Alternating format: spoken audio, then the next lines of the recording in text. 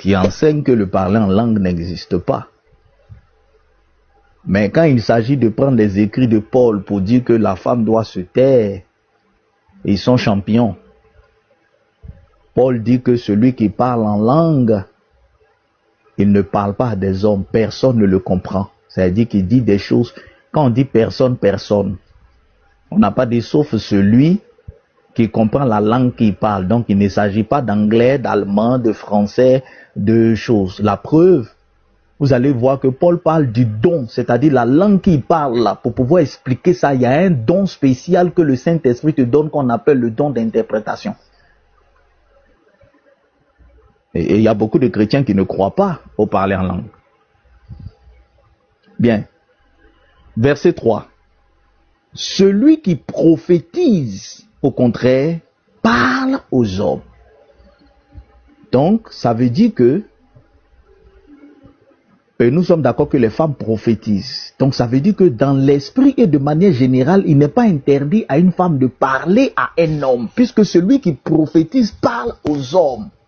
Et la femme peut prophétiser en assemblée. Donc, par principe, on ne peut pas interdire, on ne peut pas poser une loi pour interdire à une femme de parler parce qu'il y a des hommes. Il faut élever le débat et rentrer dans le spirituel. La femme prophétise. La prophétie n'est pas un revêtement spécial. Hein?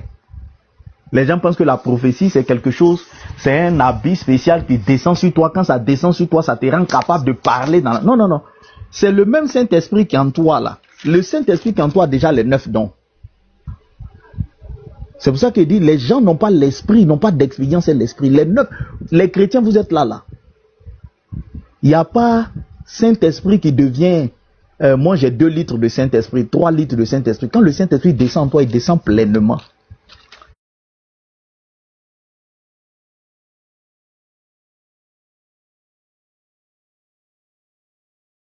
Ça prend du temps, ça prend de l'exercice. Ça prend beaucoup de choses. Et là, maintenant, je rentre dans des enseignements.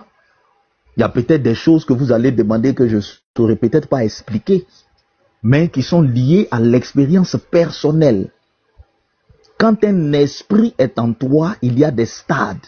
Il y a des stades où tu atteins, où l'esprit là prend le contrôle total de toi-même. Il y a des stades où l'esprit n'a pas le contrôle total parce que ton esprit ne lui est pas encore totalement soumis. Et Paul avait été ces stades. Paul avait atteint ces stades où le Saint-Esprit avait le contrôle total de son esprit. C'est pourquoi il pouvait manifester tous les dons du Saint-Esprit et que même l'envie de se marier ne lui revenait pas. Il n'avait même plus envie de se marier.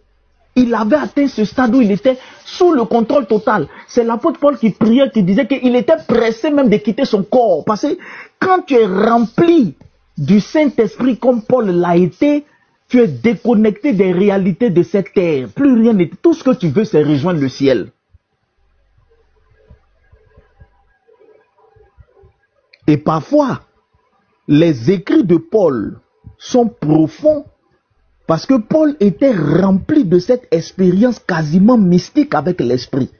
Il expliquait des choses que Pierre, même qui avait le Saint-Esprit, disait que c'est difficile à comprendre.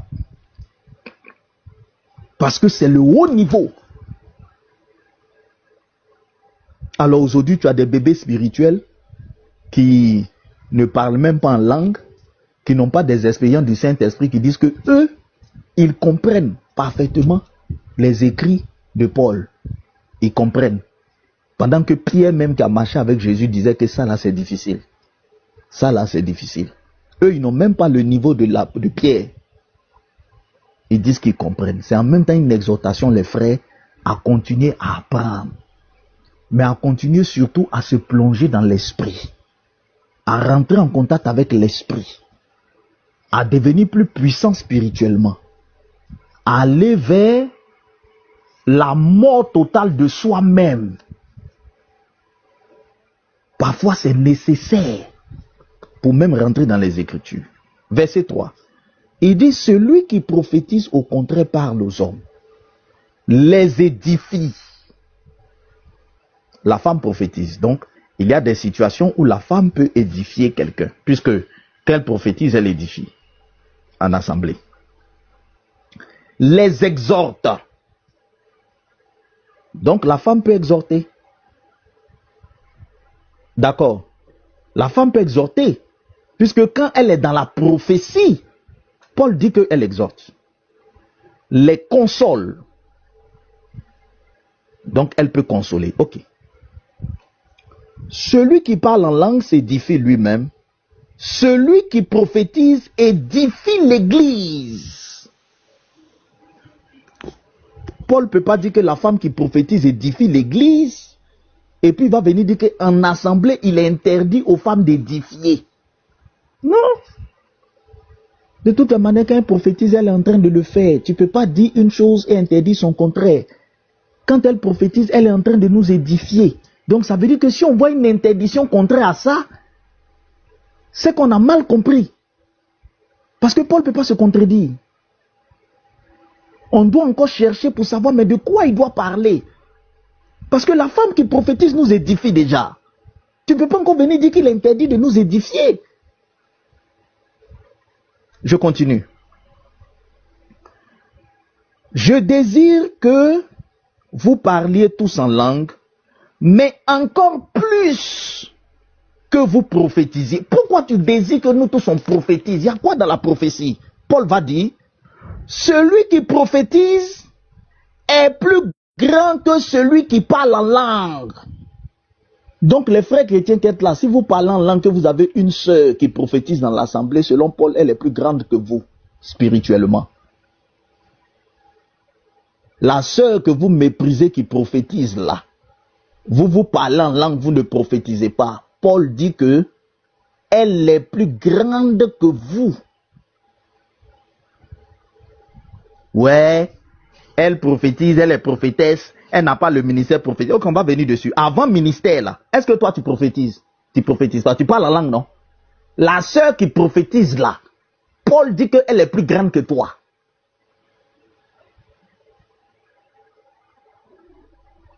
Donc quand tu vois la sœur là, commence par la respecter. Ah, cette soeur est partie. Ou bien il y a un souci. Ou bien il a bugué. Bon, je sais qu'il va revenir. Donc Paul est clair. Paul dit celui qui prophétise est plus grand que celui qui parle en langue. Donc tous ces frères qui sont là, la femme ne doit pas enseigner. Même toi le mari de cette femme qui ne prophétise pas là, qui parle en langue là. Si ta femme prophétise, tu reconnais que vraiment elle a le don de prophétie. Il faut savoir que c'est la chose à laquelle Paul exhortait les chrétiens d'aspirer à ça. Il dit, je souhaite que vous ayez tous les dons, mais je souhaite surtout que vous prophétisez. Pourquoi je raconte cela? Parce que spirituellement, la prophétie implique d'avoir un esprit qui à un moment donné est totalement contrôlé par le Saint-Esprit qui peut annoncer les oracles de l'Éternel. C'est un stade que tu ne peux pas atteindre si ton esprit n'est pas contrôlé par le Saint-Esprit. Voilà pourquoi Paul peut dire que je souhaite que vous ayez tous les dons, mais surtout, prophétiser. Parce que, hey, la prophétie, c'est pas un jeu. Hein? Pouvoir rentrer en contact avec le Saint-Esprit et annoncer les choses qui doivent arriver. Les gens parlent de la prophétie comme un petit don. Ouais, la sœur peut prophétiser. Si c'est prophétie, elle est prophétisée dans... La sœur qui prophétise là, tu sais qui elle est spirituellement? Tu sais qui c'est? Paul dit que elle est plus grande que celui qui parle en langue. Donc toi, frère, qui est en train de parler, est-ce que tu parles en langue? Oui. Tu prophétises? Non. Est-ce que la sœur qui est à côté de toi prophétise? Oui. La Bible dit que celui qui prophétise est plus grand que celui qui parle en langue. Donc commence d'abord par avoir beaucoup de respect pour cette sœur qui prophétise. Et j'incite, Paul dit que les femmes peuvent prophétiser. Bien. Donc je relis le verset 5. Je désire que vous parliez tous en langue, mais encore plus que vous prophétisiez. Celui qui prophétise est plus grand que celui qui parle en langue, à moins que ce dernier n'interprète, pour que l'Église en reçoivent l'édification. Donc, pourquoi Paul dit que celui qui prophétise est plus grand que celui qui parle en langue? Parce que celui qui parle en langue là, ça n'édifie pas tant qu'on n'interprète pas. Donc, Paul juge la grandeur par la capacité d'édifier l'Église à travers le don qu'on exerce. Celui qui prophétise est plus grand parce qu'il a dit plus haut que celui qui prophétise là. Il édifie, il console, il exhorte. Mais celui qui parle en langue, il n'édifie pas tant qu'on n'interprète pas. S'il n'y a pas quelqu'un qui a le don d'interprétation, son don là n'édifie pas l'Église. Et vu que ça n'édifie pas l'Église, il est plus petit que celui qui prophétise.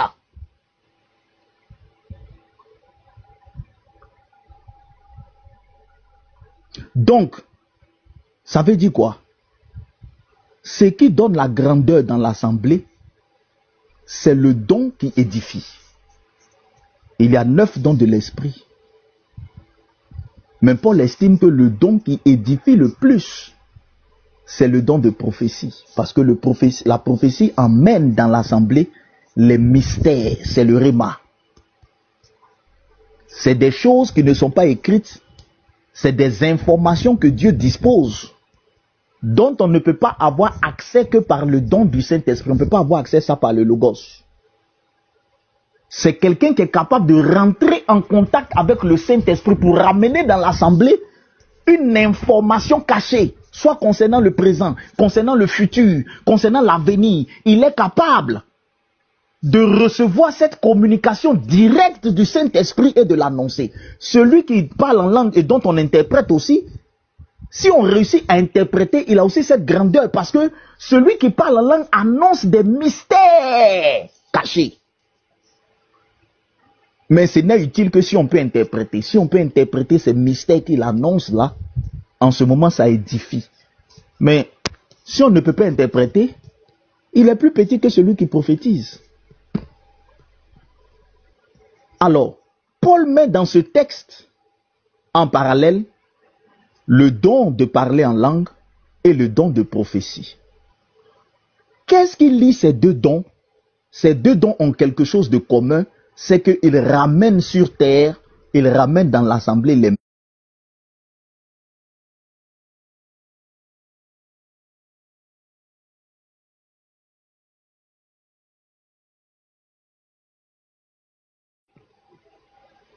Vous lisez tout le chapitre 14, c'est un parallèle entre la prophétie et le parler en langue. Vous minimisez des gens qui ont le pouvoir, qui ont reçu de la part du Saint-Esprit le don de nous ramener les mystères cachés.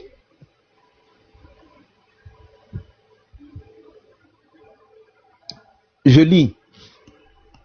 Je désire que vous parliez tous en langue, mais bon, on a lu ça, verset 6. Et maintenant, frères, de quelle utilité vous serais-je si je venais à vous parlant en langue?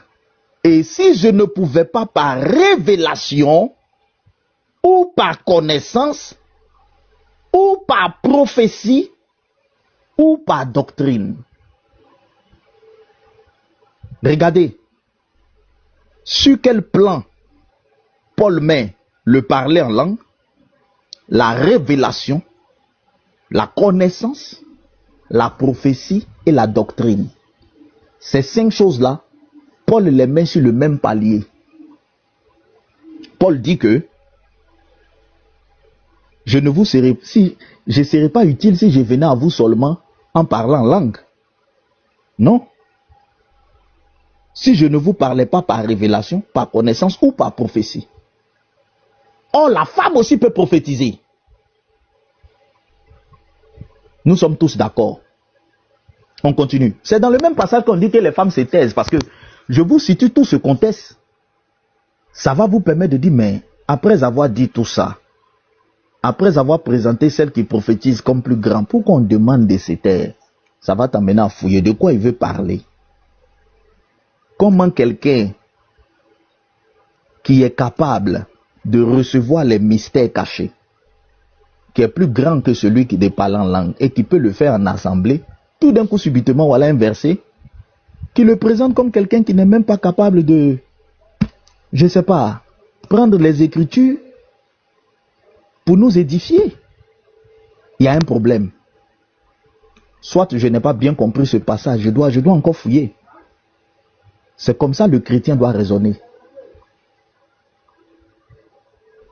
Et c'est ce raisonnement qui va t'emmener à rentrer par exemple dans le grec. Première question, est-ce que la traduction là m'a permis de bien comprendre le sens de ce verset? Est-ce que ma traduction m'a permis de bien comprendre le sens de ce verset? Parce qu'apparemment dans le chapitre il y a un problème. Quelqu'un qui a un don. Paul dit que ce don-là fait que cette personne est plus grande que moi, spirituellement. Parce que moi, je ne prophétise pas. Je suis un homme, je ne prophétise pas. Je parle en langue. Paul me fait savoir que dans l'assemblée là, la sœur qui est là, qui prophétise là, elle est plus grande que moi dans l'assemblée. Parce que le don qu'elle a là édifie. Le parler en langue que j'ai là n'édifie pas. À moins qu'il y ait quelqu'un qui interprète. Tant qu'il n'y a pas quelqu'un qui interprète, cette sœur-là, elle est plus grande que moi.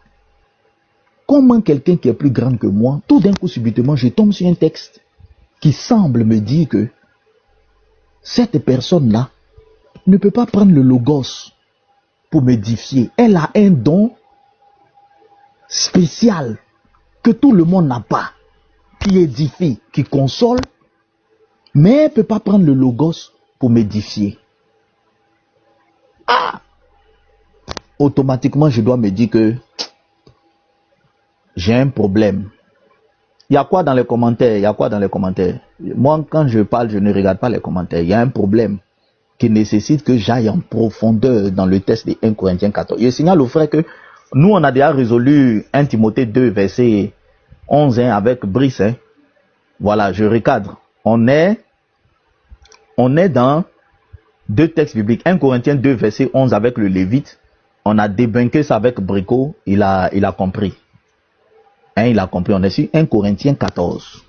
Voilà, il a compris que 1 Timothée 2, verset 11 n'interdit pas d'enseigner et de prêcher ou d'évangéliser, mais enseigner.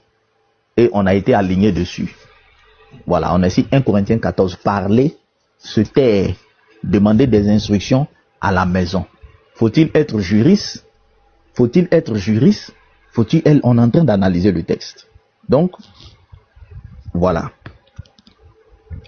Alors, je signale aux gens que c'est dans nos Bibles qu'il y a verset 1, verset 2, verset 3. Dans le corpus du texte original, le texte biblique n'était pas divisé en versets. C'est-à-dire, c'est un corps. C'est un tout. C'est-à-dire, le chapitre 14, là, quand tu prends, c'est un tout. Il n'y a pas verset. Tout ça concerne la même chose. Ok. Paul dit, si les objets inanimés qui rendent un son, comme une flûte ou une harpe, ne rendent pas des sons distincts, comment reconnaîtra-t-on ce qui est joué sur la flûte ou sur la harpe? Et si la trompette rend un son confus, qui se préparera au combat? De même, vous, si par la langue, vous ne donnez pas une parole distincte, comment saura-t-on que vous dites ce que vous dites? Car vous parlez en l'air. Quelque nombreuses que puissent être dans le monde les diverses langues, il n'en est aucune qui ne soit une langue inintelligible. Vous voyez, donc, ici, il montre bien que le parler en langue dont il parle là, ça n'a rien à voir avec les diverses langues. Parce qu'il dit que les langues qui sont dans le monde là, quand on parle, quelqu'un comprend. Mais vous, votre parler en langue là, on ne comprend pas.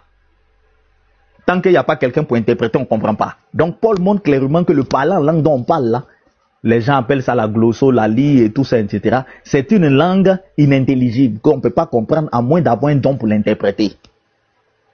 Parce qu'il fait l'analogie, il dit, mais toutes les langues qui sont dans la terre, là, quand on parle, on comprend.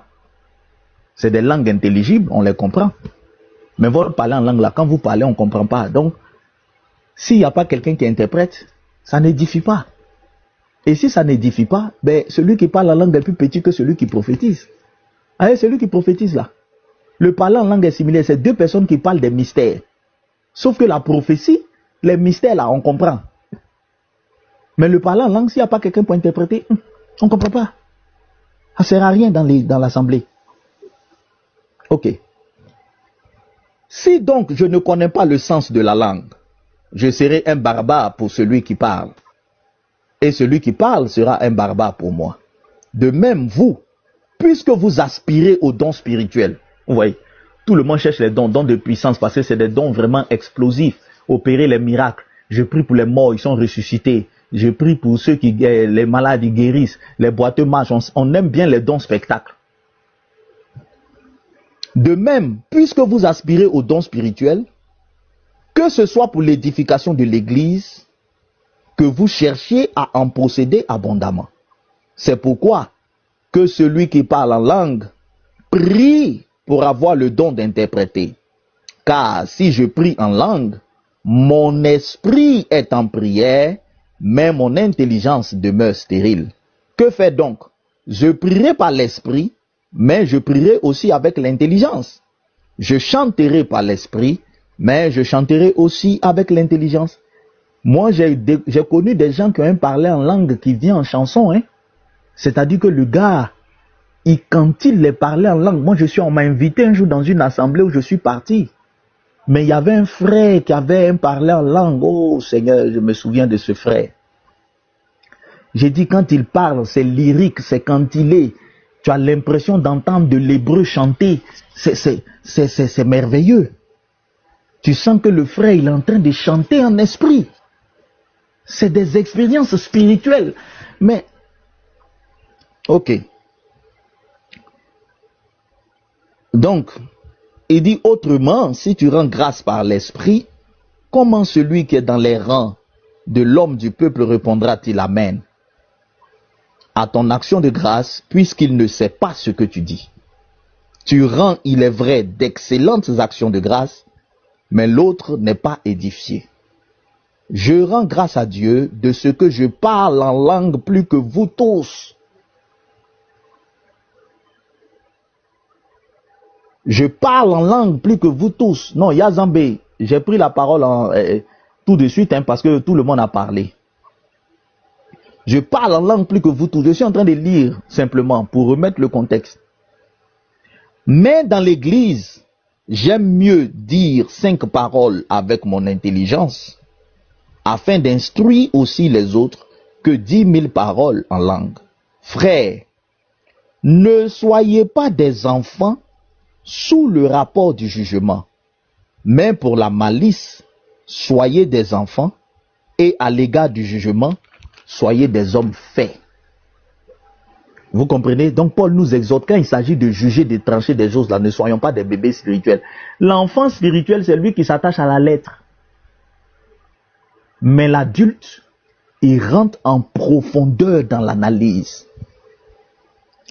Il est écrit dans la loi, c'est par des hommes d'une autre langue et par des lèvres d'étrangers que je parlerai à ce peuple. Et ils ne m'écouteront pas, même ainsi dit le Seigneur. Par conséquent, les langues sont un signe, non pour le croyant, mais pour les non-croyants. La prophétie, au contraire, est un signe non pour le non-croyant, mais pour les croyants.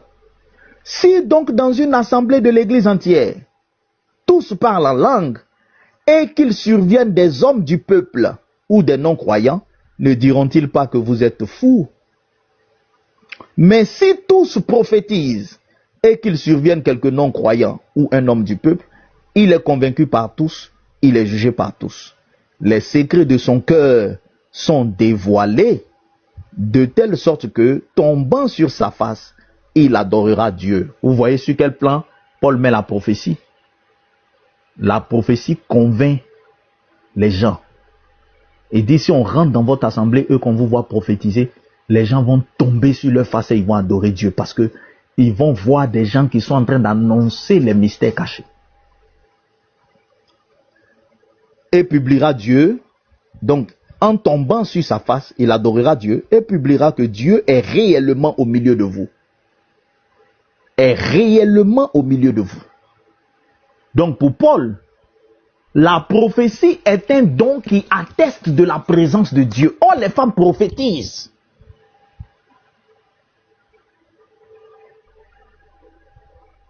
Les femmes prophétisent. Donc Dieu utilise aussi les femmes. Les femmes peuvent attester par ce don que Dieu est présent.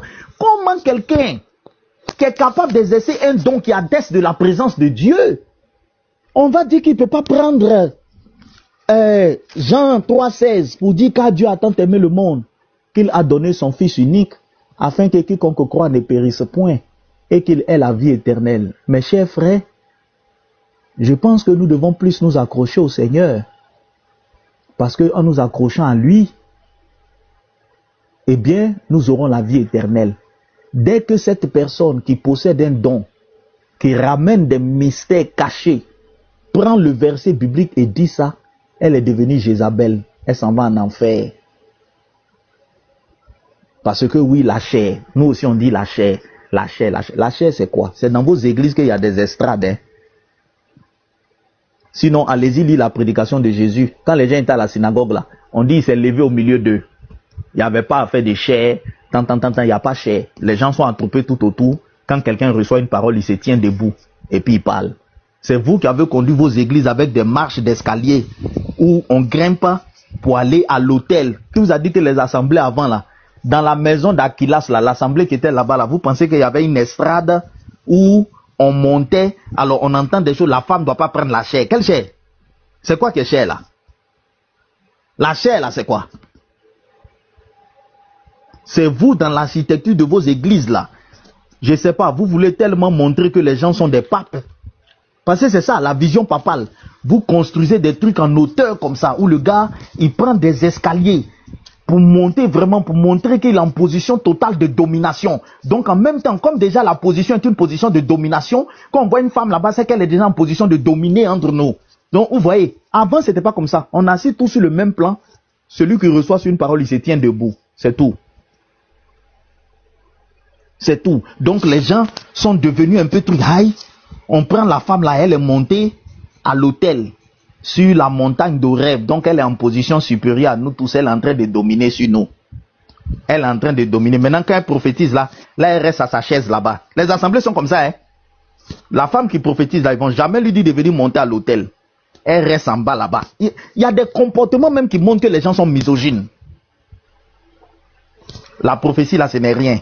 La sœur peut prophétiser. Donc quand elle prophétise, elle reste en bas là-bas. Elle prophétise, c'est un petit don.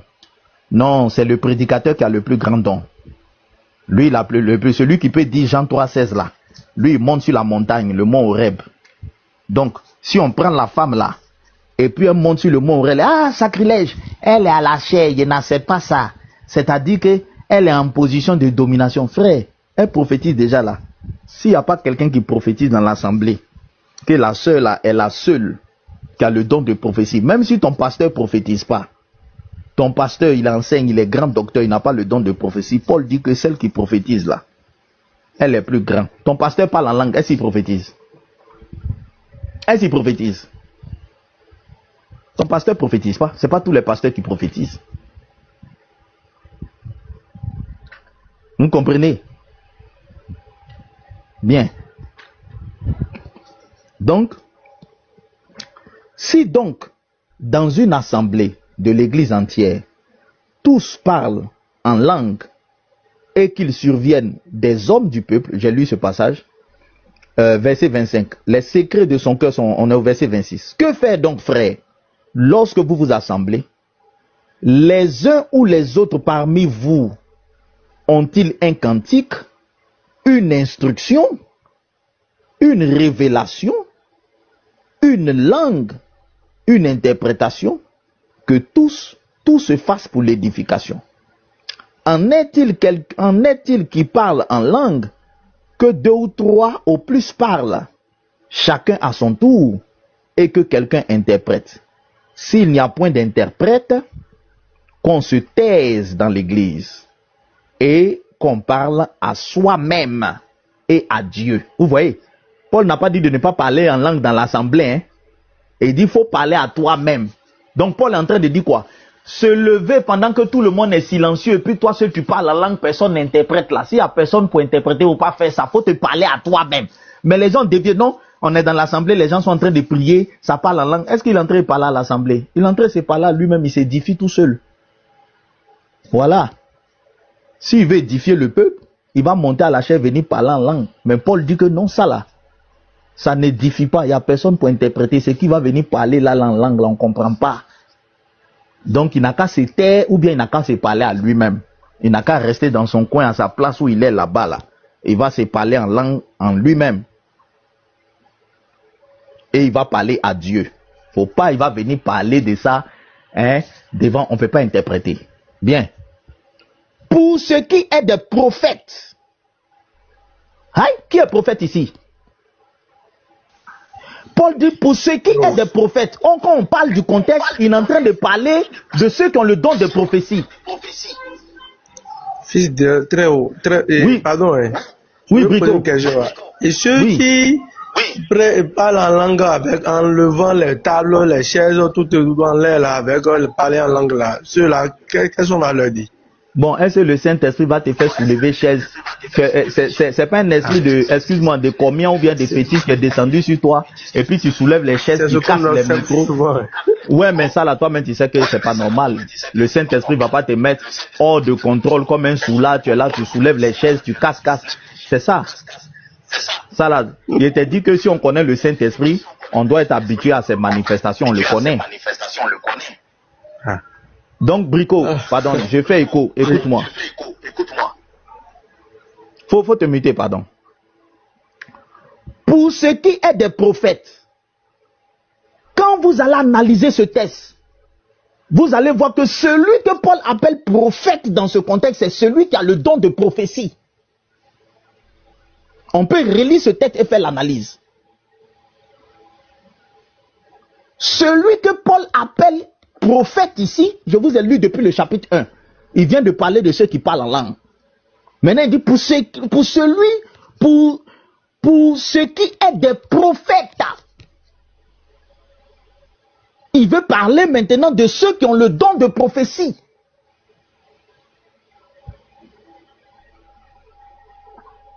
Alors on tombe dans des enseignements, c'est quoi un prophète? C'est quoi? Non, on n'a pas dit le ministère. On dit parce qu'on est dans la guerre des mots. Comme l'autre côté, on a mis ministère de prophète. Prophète. Et Paul dit pour ce qui est des prophètes. Donc la sœur qui prophétise là, c'est son passage ici à partir de 29. Verset 29. Paul va aborder maintenant ceux qui prophétisent dans l'église. Il les appelle bel et bien les prophètes. Pour ce qui est des prophètes, que 2 ou 3 parlent. Donc le prophète peut parler. Qui est le prophète? On est dans 1 Corinthiens 14. Hein? Que les femmes se taisent. Aïe. Comment? Et la femme qui est prophète, qui prophétise, elle ne peut pas parler. Qu'est-ce que Paul voulait dire au verset 34? Pour ce qui est des prophètes, que 2 ou 3 parlent et que les autres jugent. Et si un autre qui est assis a une révélation, que le premier se taise. Car, donc vous voyez, révélation, pourquoi il parle? Parce que la prophétie c'est une révélation. Donc les femmes sont capables de recevoir des révélations et de donner ces révélations-là dans les assemblées. C'est ça la prophétie. La prophétie est aussi une révélation. Mais attendez, quelqu'un qui peut recevoir une révélation de la part du Saint-Esprit ne peut pas recevoir une révélation dans les Écritures? Ou bien la seule révélation qu'elle reçoit là, ça exclut la révélation des Écritures? James, qui a fait descendre le frère James?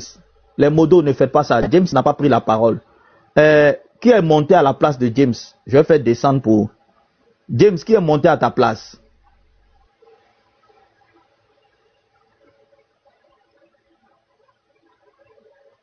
Ok.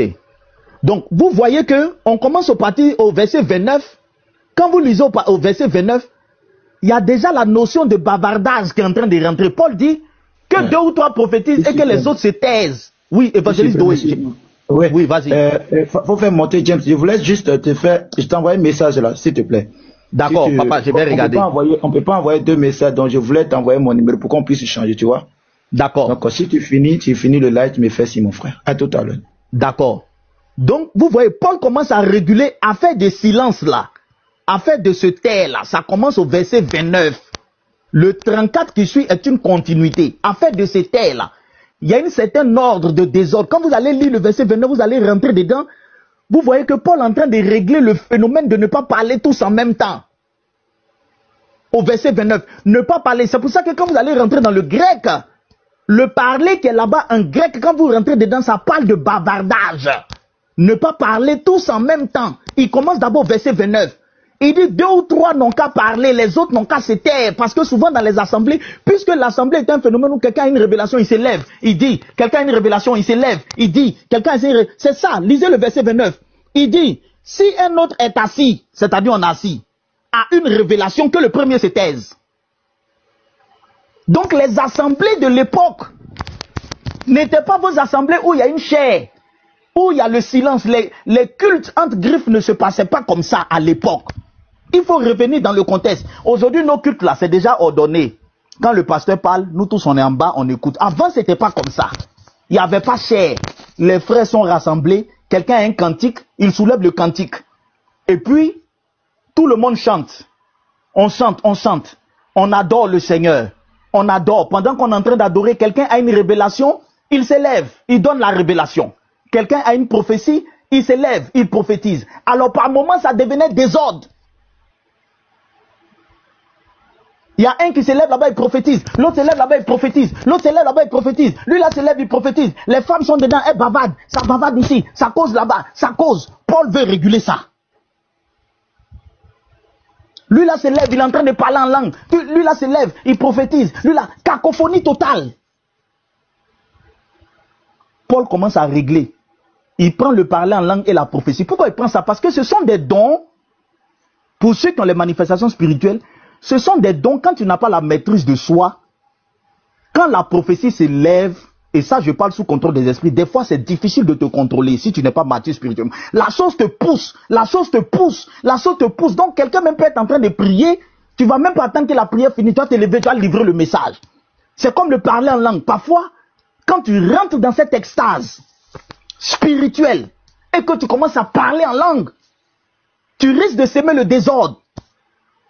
Donc, quand les gens étaient dans l'adoration, dans l'élévation spirituelle, et que leur esprit était totalement effacé, parfois il y avait un certain désordre dans l'assemblée.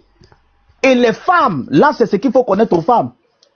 La femme a ceci que contrairement à l'homme, la femme a moins de mal à se maîtriser.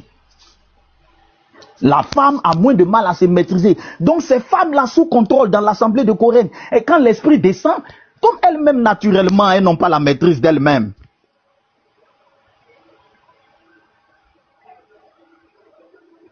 Elles n'ont pas la maîtrise d'elles-mêmes. Donc le contexte du passage, il est clair ici. Paul dit, pour ce qui est des prophètes, 2 ou 3 parlent, les autres jugent. S'il y en a un autre qui est assis, qui a une révélation, que le premier se taise. Pour vous tous qui prophétisez successivement, car vous pouvez tous prophétiser successivement, afin que tous soient instruits et que tous soient exhortés. Vous voyez? Tous soient exhortés. Donc, Paul était en train de dire, faites les choses de manière ordonnée. Quand un s'élève qu'il est en train de prophétiser, les autres n'ont qu'à se taire. Parce que souvent, un prophétise, l'autre prophétise. Leurs assemblées n'étaient pas comme nous aujourd'hui, hein, où il y a un dirigeant, bonjour chers frères et sœurs, maintenant nous allons passer à la prière. Et puis on prie, non, c'était pas comme ça, les gens se rassemblent. D'ailleurs, quand vous lisez 1 Corinthiens, il dit que quelqu'un a un cantique, si quelqu'un a un cantique, qui chante, il n'y avait pas de groupe musical. Pour dire que maintenant on va chanter. Non, non, non, non, les assemblées, les frères se retrouvent. Allez, d'ailleurs même c'était le principe de la synagogue, vous voyez c'est Jésus. Quand Jésus est rentré dans la synagogue, les gens étaient là, ils ont fini l'adoration, et puis ils ont donné le rouleau à Yeshua, faut lire. Yeshua n'était pas établi sur cette assemblée comme un dirigeant, il n'était pas dirigeant, mais c'est comme ça. On se réunit, il y a un frère qui est là, on lui donne le Sefer, il lit le Sefer, quand il finit de lire le Sefer, si, voilà. Donc c'était comme ça les assemblées des saints. Il faut remettre 1 Corinthiens 14, verset 34 là, dans le contexte du chapitre 14. Il faut le remettre dans le contexte du chapitre 14 pour l'interpréter. Donc, vous pouvez tous prophétiser successivement afin que tous soient instruits et que tous soient exhortés. Les esprits des prophètes sont soumis aux prophètes. Car Dieu n'est pas un Dieu de désordre. C'est ça. Dieu n'est pas un Dieu de désordre. Les esprits des prophètes sont soumis aux prophètes. C'est justement ça, parce que la prophétie, souvent, quand tu n'es pas mature, ça te fait perdre le contrôle. Je fais monter James. Fils du Très-Haut, excuse-moi une petite motion. Vas-y, papa. Vas-y, papa. J'ai reçu un message de Mama Messango qui dit avoir été muté sur ton live. Elle souhaiterait que tu la démutes et elle veut savoir pourquoi elle a été mutée alors qu'elle n'a rien dit de grave. Voilà. Je ne suivais pas, hein. Je ne sais pas qui l'a muté. Je vais la démuter. D'accord, elle est en commentaire, elle souhaite... Ne démutez pas les frères, nous ne sommes pas fermés à la contradiction. Les frères, excusez-moi, hein. Apprenons à supporter les contraires et les avis divergents. Ce que je dis là, les gens ne sont pas d'accord, mais ça ne me gêne pas. Ceux qui ne sont pas d'accord monteront sur le panel, exposeront aussi les frères. Ce n'est pas la guerre. Ce n'est pas la guerre, ne mutez pas les gens. Tant que quelqu'un n'insulte pas, les modérateurs, ne mutez pas. Apprenons les frères. Vraiment, moi j'insiste. Hein. On vient d'horizons divers. Apprenons. Si nous ne sommes pas capables de discuter apaisé, ça veut dire que parmi nous, il y en a qui ont le Saint-Esprit, il y en a qui ne l'ont pas. Hein, on dit, elle a insulté la maman de quelqu'un. Non, les frères, les gens en commentaire, ne mettez pas les organes. Calmement, silencieusement, chacun va venir présenter sa compréhension du texte. On va se poser les questions, on va examiner, on va se comprendre. Ce n'est pas la guerre. Ce n'est pas la guerre. Voilà, donc Brico, c'est sur ton problème je suis. Hein. C'est pour ça que je suis long comme ça. 1 Corinthiens 14, là, c'est ça qu'il veut expliquer. Je vous suis très beau. Voilà. Donc, voilà pourquoi certains frères disent que 1 Corinthiens 14, il faut connaître le contexte. Comment les assemblées à l'époque se passaient. Si tu ne lis pas tout le chapitre, tu ne vas pas percevoir comment le culte se passait et pourquoi le 34 sort. Pourquoi Paul vient parler de ça. Donc, ce n'était pas comme Paul veut sortir un point doctrinal. Il y avait une régulation. En tant qu'apôtre, on a expliqué que le ministère de l'apôtre, c'est de réguler. Il y avait un problème, il y avait du désordre dans l'assemblée. Le parler en langue, c'est une capacité d'annoncer les mystères. Des fois, quand tu es en extase là, tu ne te contrôles pas, tu parles dans le désordre. Tu parles prophétie aussi. Hein? Quand ça te prend, tu te lèves, tu prophétises. Donc, Paul a commencé le chapitre 14 par parler de prophétie et parler en langue. Parce que c'était les deux dons. C'était les deux dons qui emmenaient le désordre. Qui emmenaient le désordre dans l'assemblée, qui faisait que les gens parlent, il y a le bavardage. Vous voyez? Donc, Paul au verset 34, pourquoi il dit au verset 31, il dit, car vous pouvez tous prophétiser successivement. Ça veut dire que quelle que soit la prophétie qui descend sur toi, tu peux te maîtriser. Attendre que le premier qui prophétise l'a fini, avant de te lever pour donner ta prophétie. Tu peux prophétiser successivement. Pour que chacun d'entre vous soit édifié et instruit. Car, pourquoi j'ai dit que vous pouvez prophétiser successivement? Car Dieu n'est pas un Dieu de... non, il dit les esprits des prophètes sont soumis aux prophètes. Donc Paul dit que l'esprit qui descend sur toi et qui te fait prophétiser là, ça t'est soumis. Tu peux maîtriser ça. Tu peux maîtriser ça, attendre qu'un finisse de prophétiser et tu prophétises. D'ailleurs même, il dit 2, 3. 2, 3 n'ont qu'à prophétiser. C'est vrai que vous tous, vous pouvez prophétiser, mais 2, 3 n'ont qu'à se lever. Ils n'ont qu'à prophétiser. Les autres là n'ont qu'à juger la prophétie. Examiner. Pour voir si c'est vraiment une prophétie qui vient de Dieu. Ça suffit. Vous comprenez? Quand il y a plusieurs prophéties, maîtrisez-vous. Maîtrisez-vous, prophétisez les uns à la suite des autres. Et je vous assure, quand vous allez étudier l'église de Corinthe, c'est là où l'histoire rentre dedans. Beaucoup de païens convertis participaient au culte de la déesse Diane. Dans le culte de la déesse Diane, c'est les femmes qui prenaient beaucoup le devant. Donc quand elles se sont converties là, la maîtrise de soi, la fougue là, c'était pas dedans. Un homme, un frère levé en train de prophétie, la soeur, elle reçoit prophétie là-bas, elle se contrôle pas. Comme toi-même, tu as parlé là. Un bricot. Elle se lève, elle soulève chaise. Ouais, ainsi par l'Éternel, l'autre par là-bas. Il a reçu pour lui, il se lève. Non, Paul dit non. Maîtrisez-vous l'esprit là.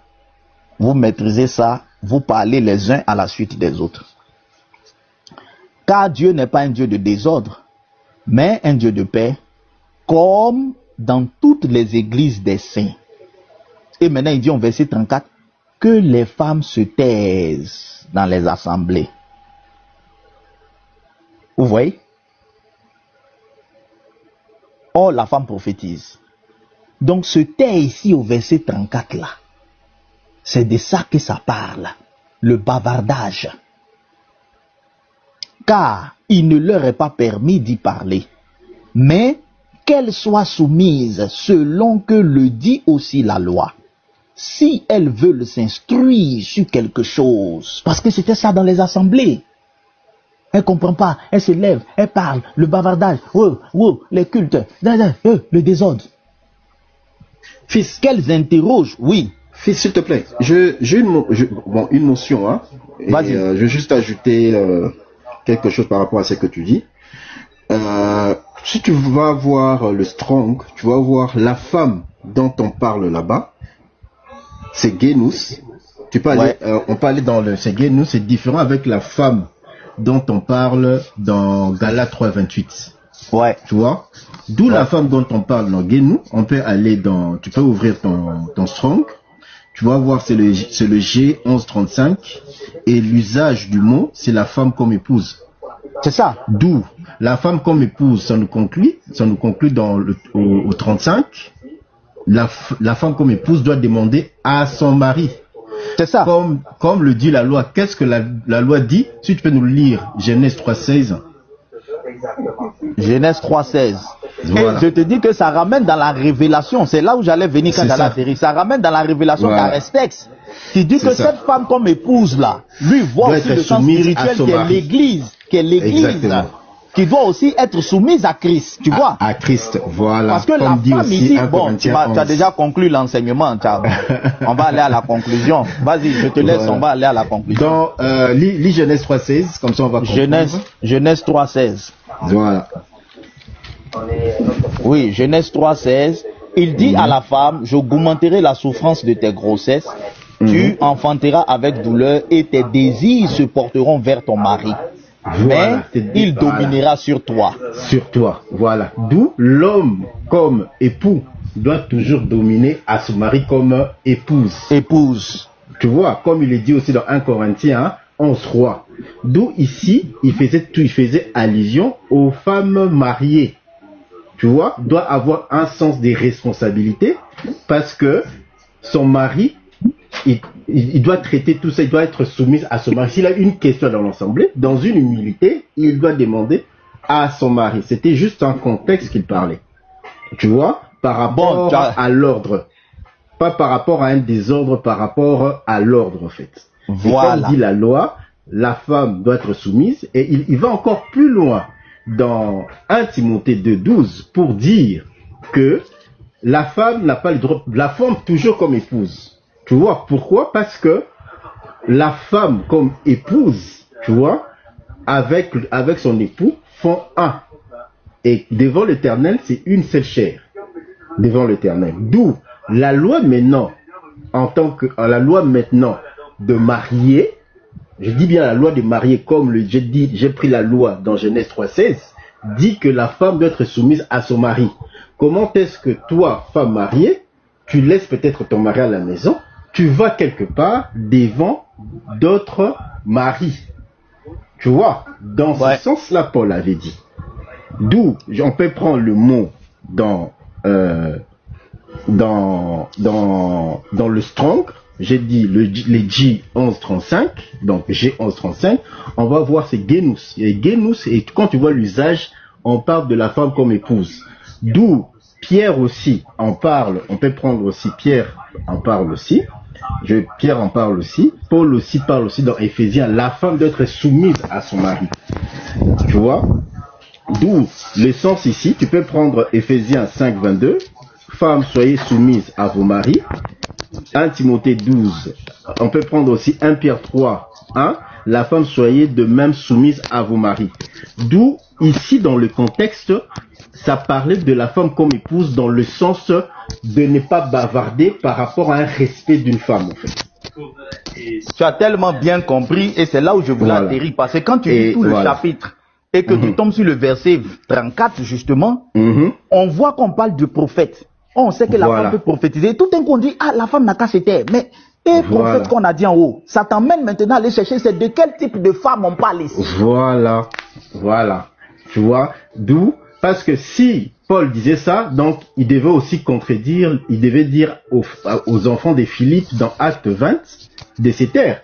Parce que dans l'assemblée, dans l'église où Philippe dirigeait, ses enfants vierges ont commencé à prophétiser et ça a édifié et ça a instruit. Et quand on parle de l'instruction, c'est de l'enseignement. Voilà.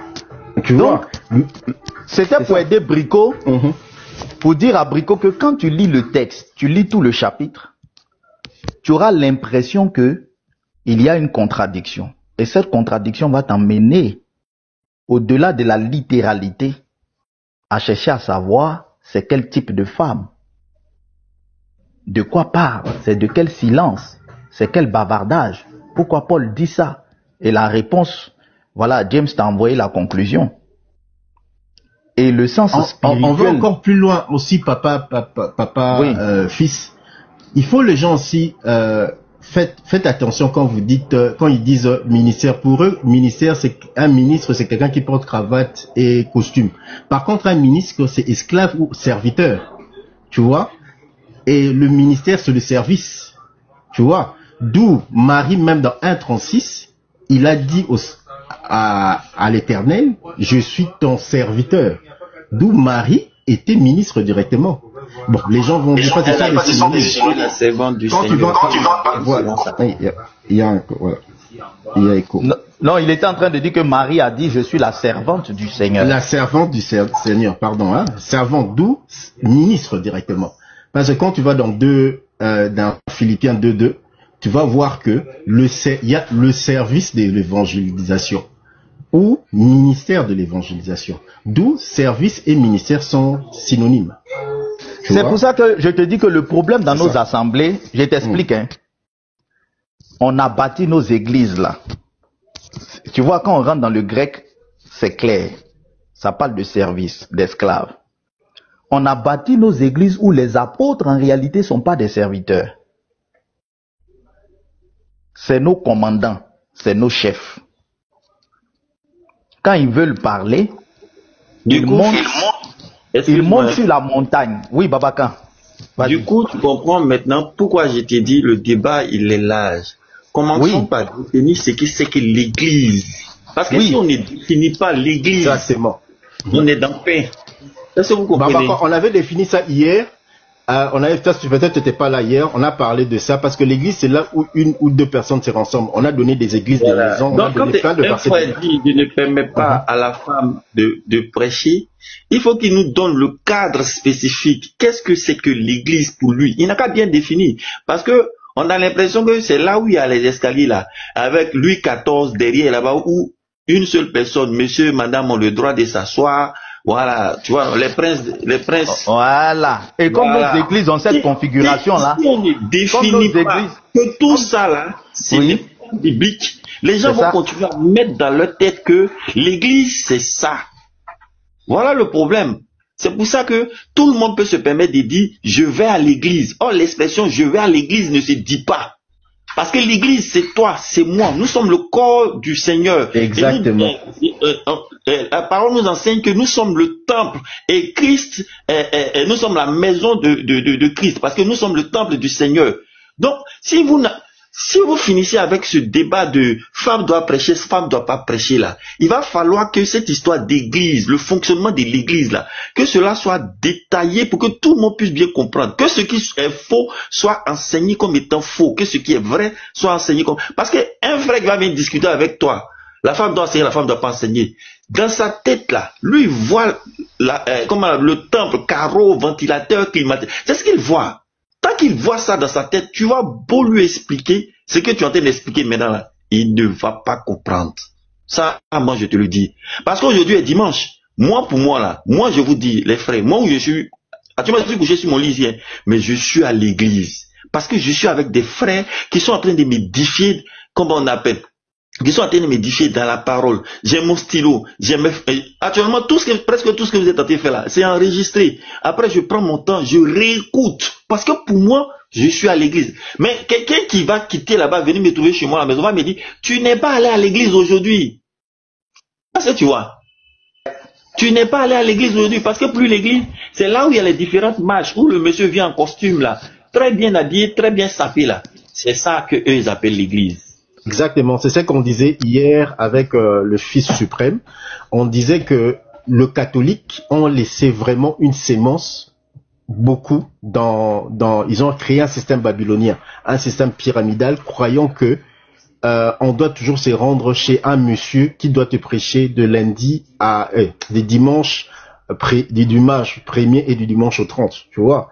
Donc, on nous a mis ça dans la tête, au fait. Il faut aller dans un lieu, au fait. Par contre, quand tu vas dans les Écritures, tu vas dans Colossiens 4, tu vas dans Romains 16:5, on parle des églises des maisons. Et dans les églises des maisons, bizarrement, voilà. Et bizarrement, quand tu vois là où il y a le full, Paul a loué une ou deux fois la salle, et durant 4 semaines, il a libéré les gens, parce que les gens étaient déjà instruits et enseignés, ils avaient déjà Christ en eux. Tu vois, mais c'est pas maintenant le cas maintenant. Quelqu'un doit prendre un lieu, il dit que non, j'ai construit l'église, j'ai dépensé des millions. Je peux dire que l'esprit de l'Éternel ne réside pas de tout ce qui est fait d'homme, comme le dit dans Actes des Apôtres. L'esprit de l'Éternel réside chez les humains, qui est le temple, et nous sommes les membres du corps du Christ. Tu vois, et c'est le Saint-Esprit qui enseigne. Mais néanmoins, cela n'empêche pas que tu vas dans un lieu où un guide, comme le dit les Écritures, les guides sont là pour nous enseigner, pour nous faire comprendre, mais ils sont pas là pour te prendre en otage 2 années. Et ça, c'est pas vraiment biblique. C'est ça un peu ça, quoi. Merci. Et le problème de tout ça, comme vous dites, hein, vous voyez, nos églises aujourd'hui là sont construites un peu sur le système papal, c'est-à-dire il y a ce que nous avons appelé l'autel, l'estrade avec la chair. Donc les hommes là, quand ils voient une femme qui est montée, qui est assise dans le fauteuil là, tu vois, c'est l'idée de la commandante, quoi. Aïe, est-ce qu'une femme peut nous commander? Non, avant c'était pas comme ça, hein. Avant là, dans mon salon ici, on est 12, 15, on est assis, il n'y a pas cher. Il n'y a pas cher. Une sœur reçoit un cantique, elle entonne le cantique, on chante, on prie. Ensuite, si on doit s'édifier, on s'édifie. Si on doit prophétiser, donc la configuration des assemblées faisait que parfois le désordre s'installait pendant qu'on est là en train d'échanger, de discuter. Les femmes là, ça bavarde, ça cause, ça discute. Vous voyez, parce que c'était pas une histoire avec des micros. Il y en a qui causent, ça fait le désordre. On n'est pas concentré. Paul était venu régler ça. Non. Fils, je vais lire un verset. Vas-y. Hébreu chapitre 3 verset 6. Après, il y a lumière. À lumière, j'avais entendu la voix, mais j'avais pas vu c'était qui. Il y a lumière qui va intervenir après. Vas-y. Hébreu chapitre 3 verset 6. Il dit, mais Christ l'est comme fils sur sa maison. Et sa maison, c'est nous. Pourvu que nous retenons jusqu'à la fin. La ferme confiance et l'espérance dont nous glorifions selon la Sainte Bible. Ici, il est écrit que Christ l'est comme sur sa maison. La maison de Christ, c'est quoi? Il dit, la maison de Christ, c'est nous. Mais aujourd'hui, là, tu vas venir dans la maison du Seigneur. C'est-à-dire, on met le bâtiment. C'est-à-dire, on est comme à l'époque de Moïse, où nous avions le tabernacle avec le lieu saint, le lieu très saint et autres. C'est comme ça que les gens ont réussi à manipuler tout le monde aujourd'hui. Nous sommes tous la maison du Seigneur. Mais quand tu prends de la maison, demande à n'importe quel chrétien, la maison du Seigneur c'est quoi? Il va te montrer le bâtiment où ils ont mis les grosses lettres là-dessus. Là. Il faut que tout ça soit revu. Vraiment, je ne dis pas que je suis dans la vérité. Vous pouvez me contredire. Mais si ce que je dis est vrai, il va falloir que vous puissiez appuyer dessus. Quand quelqu'un veut faire ce débat-là, qu'il vous enseigne d'abord. L'église, là, c'est quoi pour lui? Qu'est-ce que lui, il appelle l'église? Maintenant, quand tu vas finir de définir ce que c'est que l'église, c'est sur cette base-là que vous allez pouvoir échanger. Merci. Lumière du monde. Oui. Oui, shalom les frères. Shalom. Oui. Bon, en tout cas, j'ai suivi l'enseignement, j'ai suivi l'échange depuis un moment. C'est vrai que c'est un sujet très important et très intéressant. Et j'ai bien aimé aussi la compréhension que les frères ont exposée concernant 1 Corinthiens chapitre 14. En fait, dans 1 Corinthiens chapitre 14, quand on voit à partir du verset 34, je dirais 34 et 35, c'est bien clair. Et la femme dont on parle ici, c'est la femme qui est en position de celle qui veut s'instruire. Vous voyez, c'est celle qui veut s'instruire. Donc on dit, si elles veulent s'instruire, au verset 35, si elles veulent s'instruire sur quelque chose, qu'elles interrogent leur mari à la maison. Ça veut dire quoi? C'est-à-dire que aujourd'hui je suis marié, je vais avec ma femme à l'église ou bien à l'assemblée. Et que pendant que l'enseignement, pendant que l'instruction est en train d'être transmise, elle se met à me poser des questions en plein séance, c'est-à-dire en plein culte, elle se met à bavarder. En plein culte, voilà, ouais. En plein culte. Donc elle se met à l'interrompre pour me poser des questions. Soit qu'est-ce qu'il a dit ici, qu'est-ce qu'il a dit ici. C'est ce comportement-là qui est interdit dans ce verset-là. Vous voyez? Donc si la femme veut s'instruire sur quelque chose, qu'elle attende. Après le culte va finir à la maison. Voilà, une fois à la maison, elle peut interroger son mari là-bas, mais pas en plein culte. Ça c'est le cas du verset 34 à 35. Vous voyez un peu? Mais ce n'est pas la femme prophétesse dont le don édifie l'église.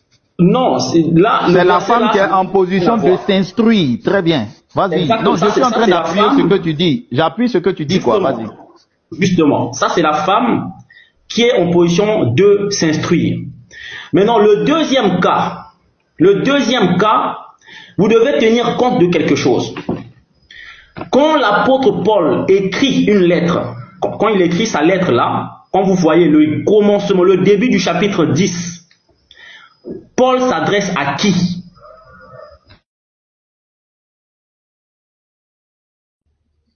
Il a bugué ou bien c'est moi? Lumière. Lumière. Non, il veut une réponse. Il a posé une question, il veut une réponse. Lumière, tu as bugué. Ah, d'accord. Je disais maintenant dans le deuxième cas, parce que on ne peut pas prendre le 34-35 et généraliser. Ça, c'est un cas bien précis. Maintenant, au second cas, il faut se rendre compte à qui Paul s'adressait. Lorsque Paul donne des conseils, là, il s'adresse à qui? Donc, le verset 20 dit ceci. Frères, ne soyez pas des enfants sous le rapport du jugement, mais pour la malice, soyez enfants et à l'égard du jugement, soyez des hommes faits. Donc Paul ici s'adresse à des frères, à des hommes. Vous voyez, il s'adresse à des hommes depuis le chapitre 10. Quand on commence le chapitre 10, le début du chapitre 10 dit quoi? Frères, je ne veux pas que vous ignoriez que nos pères ont été tous dans la nuée, qu'ils ont tous passé au travers de la mer, ainsi de suite. Donc, l'attention de Paul dans sa lettre est adressée aux hommes. Paul est en train de s'adresser aux hommes. Donc, les conseils qu'il est en train de donner par rapport à si parmi vous il y a un prophète là, il s'adresse à ses frères de la même manière que Christ avait appelé les apôtres sous la montagne. Lumière, c'est quel verset que tu as donné? Lumière, c'est quel verset, s'il te plaît? J'ai fait juste un petit rétro au chapitre 10, le premier verset. 10, premier verset. Okay. Ensuite, 14, le 20e verset. Vous voyez, 14, 20e verset, 10, premier verset. On se rend compte que Paul est en train de s'adresser à ses frères.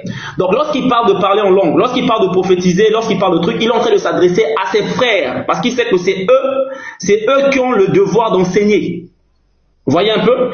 Et le message est transmis à travers eux. C'est la même manière que le Seigneur a fait avec les apôtres lorsqu'il les appelait sur la montagne. Il dit aux femmes, dites à mes frères de me trouver. Vous voyez un peu? Donc, il donne les instructions aux hommes. Car ce sont les hommes qui sont appelés à transmettre l'enseignement et l'instruction. Donc, Paul s'adresse à ses frères. Lumière, oui. une minute. Non, laissez lumière chuter. Oh, mais si c'est Anthropos, hein? Ah oui, c'est ça, c'est ce que j'allais dire. Non, attends. Non, lumière, tu n'as pas écouté ce que James dit. Dans le grec, c'est le mot anthropos, hein. Anthropos. Homme ici, c'est anthropos, c'est humanité. L'homme ici, c'est anthropos. C'est pas andros, c'est anthropos. C'est pas andros de sexe masculin. Masculin, mais c'est anthropos. Donc, quel verset tu parles de humanité? Donc tu as fait allusion tout à l'heure. Donc tu as fait allusion. Soyez les hommes faits. Ici, soyez les anthropos dans l'humain fait. Je ne parle pas de homme fait. Je parle du mot frère. Le verset 10. Oui, mais lumière. Lumière. 10 nous donne. Lumière, vas-y, il faut chuter. S'il y a des coupures là, je vais me perdre. Hein. Non, je veux dire vas-y. Je suis en train de dire vas-y. Exactement. En fait, moi, l'attention, là où je veux tirer l'attention, c'est quoi? C'est que Paul s'adresse aux frères. Il est en train de conseiller les frères, les comportements que les frères doivent adopter. C'est pour ça que j'ai donné le verset 10. Il écrit d'abord aux frères. Vous voyez? Et il dit à ces frères-là, vous là, voilà le comportement que vous devez, comment vous devez conduire l'assemblée. Voilà comment ça doit se passer. Voilà comment vous devez vous comporter et voilà ce que vous devez interdire au sein de l'assemblée. Donc il parle aux frères. Donc là, pardon? Quelqu'un s'est limité, j'ai pas suivi. Personne. Donc c'est pour chuter. Donc, quand il dit je ne permets pas à la femme d'enseigner, ben c'est clair. Il y a celle qui veut se mettre sous la posture d'enseignante, et il y a celle qui est sous la posture de recevoir une instruction. C'est deux cas différents, les gens ne doivent pas mélanger ça. C'est deux cas différents, mais l'un n'annule pas l'autre. Il y a un premier cas qu'il s'agit de la femme qui veut se mettre sous la posture d'enseignante. Paul interdit ça. Il dit aux frères que je ne permets pas à la femme d'enseigner. Voilà ce que vous devez observer, voilà ce que vous devez imposer dans l'assemblée. La femme ne doit pas enseigner. Quant maintenant aux femmes qui veulent s'instruire là, elles doivent interroger leur mari à la maison. Ce sont deux cas bien différents. Ce sont deux cas à ne pas mélanger. Vous voyez un peu? Donc, pour moi, je pense que c'est clair, c'est clair. Je ne mélange pas les deux cas, mais l'un des cas n'annule pas l'autre. L'un des cas n'annule pas l'autre. Il y a celle qui veut enseigner. Paul dit à ses frères que lui, il ne permet pas à la femme d'enseigner. Et il y a celle qui veut instruire son mari en plein culte. Il dit que ce comportement-là aussi dit aux femmes d'attendre quand elles seront à la maison, elles interrogent leur mari. Point. Voilà ce que moi je voulais apporter. Merci. Frère, quand la Bible, je viens Brico, quand la Bible dit frère, elle ne s'adresse pas uniquement aux hommes. D'ailleurs, quand tu vas lire l'Écriture, même tous ceux qui sont sauvés sont appelés des fils de Dieu. Tu vas jamais voir l'expression fille de Dieu à l'intérieur de la Bible. Tu vas jamais le voir. Quand Paul écrit et qu'il dit dans le livre de Thessalonique, de Colossiens, le verset est en train de m'échapper. Dans le livre de Colossiens, ça va me revenir. J'écris cette lettre aux frères et qu'on écrit aux assemblées. Dans l'assemblée, il y a des femmes. Tu vas pas prendre le passage pour dire que tout le contenu de la lettre là, les femmes ne sont pas concernées. Tu vas jamais voir l'expression sœur dans la Bible. Pourtant, les filles sont frères comme fraternité, c'est fraternité. Voilà. C'est frère dans le sens de la fraternité. Quand tu es dans une assemblée, il y a des hommes, il y a des femmes, c'est la fraternité. Quand il dit soyez des hommes faits, il ne fait aucune allusion au sexe, au genre. Il utilise en grec le mot anthropos, c'est-à-dire être humain, indépendamment du sexe. Le thème frère dans le texte biblique parle de la fraternité. Quand moi je suis avec ma sœur, Je dis, nous avons des rapports fraternels. Ça ne veut pas dire que ma soeur est un homme.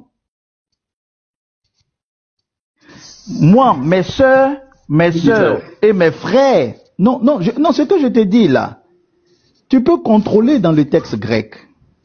Frère, fils de très haut. Non, ce que je te dis là, je t'appelle à vérifier.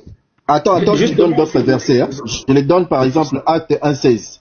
Homme frère, il fallait qu'il s'accomplisse que le Saint-Esprit dans l'Écriture annonçait d'avance. Acte 2,29. Homme frère, il me soit permis de vous dire librement au sujet des patriarches. Donc ici, il fait, je vais encore dans Acte 2,30. Attends. Frère. Quand James disait, homme frère dans Acte 2, c'était à la chambre haute. À la chambre quand haute, tu vas lire à la chambre haute, on dit qu'ils étaient rassemblés avec les femmes. Rassemblés, voilà. Donc quand Paul dit homme frère, tu vas pas dire qu'on est dans l'assemblée. Ce message que Pierre est en train de dire là, les femmes qui sont là sont pas concernées. Dans l'assemblée, il parle uniquement aux hommes. Dans ces cas, les femmes doivent sortir. Non, tu m'as pas... Non, je suis en train de te dire, ce que je suis en train de te dire, c'est que dire que Paul, en parlant aux frères, parle aux hommes, c'est pas vrai. Parce que dans le grec, le terme frère ici désigne la fraternité. Ça n'a pas de rapport avec le genre. Ça, scripturairement, c'est pas vrai.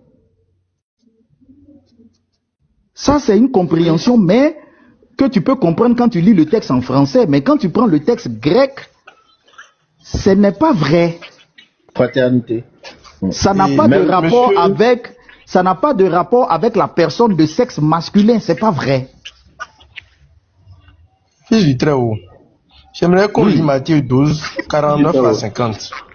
Parce que moi, je ne suis pas d'accord avec ce que vous dites, mais j'aimerais qu'on lise Matthieu 12. Attends, Lumière veut rebondir. Lumière, tu veux dire que le mot frère ici, tu veux dire que le mot frère... On lit le verset et après, peut-être je pourrais dire un mot. Non, je te laisse rebondir. Je demande, est-ce que tu veux dire que le mot frère ici ne désigne pas la fraternité, mais désigne dans l'assemblée les individus de sexe masculin? Parce que ça, c'est quelque chose qu'on peut vérifier. Oui, c'est quelque chose qu'on peut vérifier, mais Matthieu 12, 49 à 50. Brico, je viens, Brico. Bon, on va lire ton Matthieu, parce que toi aussi, quand tu as un verset, on s'en va, on va lire. Matthieu 12. Vas-y, tu peux lire. Matthieu 12. James, quelqu'un peut nous aider pour la lecture? Voilà, je vais lire. Puis, en attendant la main sur ses disciples, il dit, voici ma mère et mes frères, car quiconque fait la volonté de mon Père, qui est dans le cieux, c'est lui-là, et mon frère, et ma sœur, et ma mère. Voilà. Oui, c'est pour dire quoi? Frère, là, maintenant, quand la Bible dit frère, il y a le contexte, il s'agit des hommes. Mais quand on dit sœur, ça veut dire qu'il s'agit des femmes. Non, mais dans le verset que tu nous as dit, il n'y a pas sœur. Si tu veux être fidèle aux Écritures, dans les versets que tu nous as donné, c'est mère. Il n'y a pas sœur. Il n'y a pas sœur. Mais le verset que tu nous as donné là. Je ne refuse pas. Voilà, donc dans ton explication, attends. Tu sais, frère, tu as donné un passage, dans ton verset, il y a mère et il y a frère. Bizarrement, il n'y a pas sœur. Donc, il ne faut pas ramener sœur. C'est ça le problème de l'exégèse. Regarde, fils du Très-Haut. Oui. Fils du Très-Haut. Moi, tout à l'heure, quand j'ai vu vous écouter, vous avez dit que l'écriture, on ne doit pas la lire de façon... J'ai oublié le terme que vous avez utilisé. Mais il faut aussi qu'on évite parfois de forcer à l'écriture ce que nous, on veut imposer. Dans le livre de Matthieu, on vient voir le Seigneur. Et on lui dit, ta mère et tes frères te cherchent. On n'a pas cité oncle là-bas, on n'a pas cité sœur. On dit ta mère et tes frères. C'est pour ça qu'en répondant à cette question-là, il dit, mais qui est ma mère et qui sont mes frères? Tu vois, donc c'est en fonction de la question l'information qu'on lui a donnée, qu'il répond. On dit, mais qui est ma mère et qui est mes frères? Attends, donc, je suis d'accord. Voilà, mais maintenant, écoute ce qu'on disait. Non, attends, Lumière. Brico veut ramener ce passage pour justement dire que quand le Seigneur parle de frères, il parle uniquement des hommes de sexe masculin. C'est là où moi je suis d'accord avec toi en train de lui dire que non, ce texte-là n'a pas de rapport avec ça. Et tu fais bien de le souligner. C'est par rapport à la question qu'on lui a posée qu'il répondait.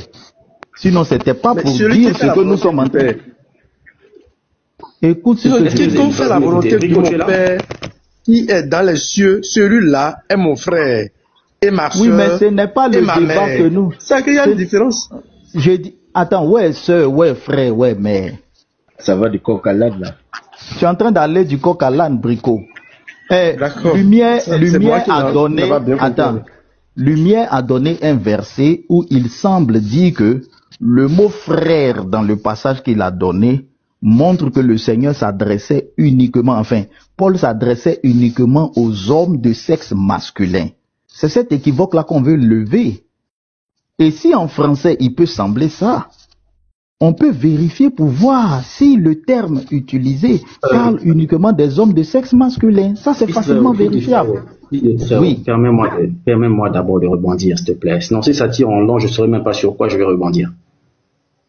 Vous avez évoqué le terme frère. Vous avez voulu justifier parce que frère signifie fraternité. Et que tu as dit que nous sommes tous fils de Dieu, mais fils du Très-Haut. Tous les enfants d'Abraham, écoute bien, tous les enfants d'Abraham, tous les descendants d'Abraham, tous les descendants de Jacob sont appelés fils d'Abraham ou bien fils de Jacob. Donc le terme fils a une connotation bien large de la différenciation d'abord du sexe. On peut considérer fils en tant que garçon, mais fils aussi en tant que descendant. C'est pour ça que l'Écriture dit que il leur a donné le pouvoir de devenir enfants de Dieu. Donc enfant, dès qu'on est enfant, on est fils. Parce qu'on est descendant de la personne. Les fils de Jacob, il y a aussi les femmes dedans.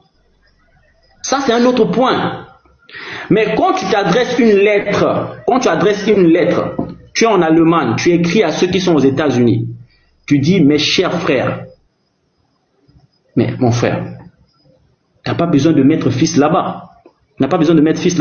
Et pour appuyer encore, je vais aller dans le livre de Jean, Jean chapitre 11. Qu'est-ce qui est dit dans Jean chapitre 11? Je vais prendre Jean chapitre 11, à partir du verset 3. Les sœurs envoyèrent dire à Jésus, Seigneur, voici celui que tu aimes est malade. Les sœurs envoyèrent faire. Donc le terme sœur existe. Le terme sœur existe. Quand tu prends dans 1 Timothée 5.2, pareil, le terme sœur existe dans les Écritures. Mais ce que je veux, moi là où je veux dire, c'est quoi? C'est que depuis le Seigneur, c'est-à-dire que je ne parle même pas des apôtres, hein, le Seigneur d'abord, lui-même, Christ, avant de parler d'un homme. Christ, lorsqu'il donnait l'instruction, il le donnait aux hommes. Et c'est à travers les hommes maintenant que l'instruction va vers les autres. À quel moment? Là, on va rentrer dans les Écritures. Hein. On va prendre Matthieu. Ou bien qui? Non, d'abord, laisse-moi d'abord réagir. On va finir avec les frères. Frères, regarde. On va aller dans le contexte. Ne prends pas la langue française. Regarde. Pour la... Attends, Lumière, écoute-moi. Ne prends pas la langue française pour l'assimiler au grec. Dans ton explication, tu dis, si tu écris aux États-Unis et que tu dis cher frère, tu t'adresses aux hommes. En langue française, c'est vrai. Mais je te donne un exemple. En grec, si je dis par exemple cher anthropos, ça se traduit en français par chers hommes. Mais en grec, quand je dis anthropos, ce n'est pas les hommes de sexe masculin. C'est-à-dire les femmes sont aussi dedans. Même en français, c'est valable. Non, attends, je viens. Non, en français, pour que les femmes soient dedans, il faut que je mette le H majuscule. Si je ne mets pas de majuscule et que je mets un H minuscule, c'est uniquement les hommes de sexe masculin. Donc en français, hommes, les sœurs sont pas inclus. La langue française ne fonctionne pas comme le grec. La langue française, pour que toutes les femmes soient intégrées, il faut que le H soit majuscule. Or, en grec, c'est pas une question de majuscule. En grec, quand je dis anthropos, les femmes sont dedans. Si je veux désigner les hommes uniquement de sexe masculin, c'est un autre mot que je vais utiliser qui n'a rien à voir avec anthropos. C'est pas une question de majuscule ou de minuscule. Donc, je dis, pour interpréter que frère là, ça ne désigne pas la fraternité, ça désigne les sexes masculins. L'affaire est simple. C'est pas avec des explications en français qu'on interprète. On regarde le texte. Et puis on voit ce que le texte dit. Moi, je pose une méthode qui est objective. Parce qu'on a tendance à croire que le grec fonctionne comme le français. Le grec a un mot précis pour chaque situation. Par exemple, la femme, en français, pour désigner la femme mariée, tu dois le faire en 2 mots.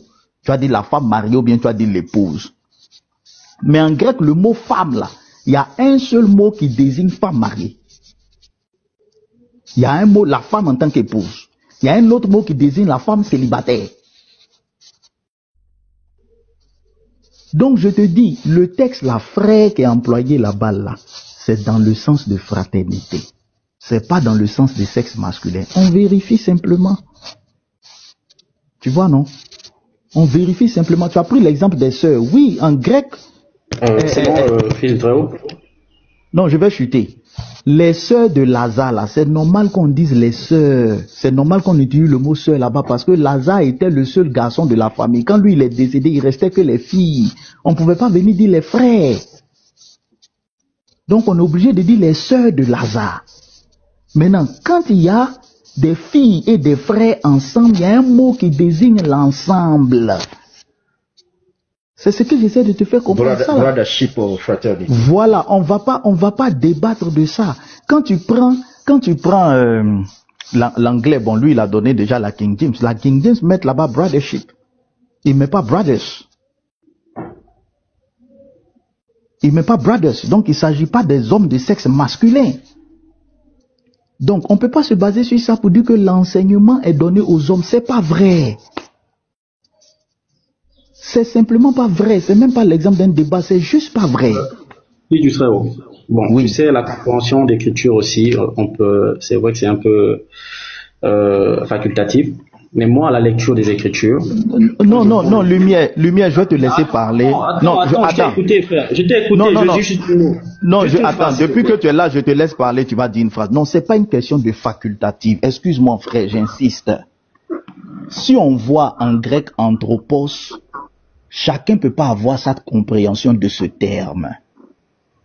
Par exemple, si je dis en anglais brothership, si je prends la King James et que c'est écrit brothership, et que tu viens dire que brothership ici, il s'adresse uniquement aux hommes de sexe masculin, c'est tout simplement pas vrai. Même si c'est ta compréhension, c'est pas vrai. Parce que brothership veut pas dire ça.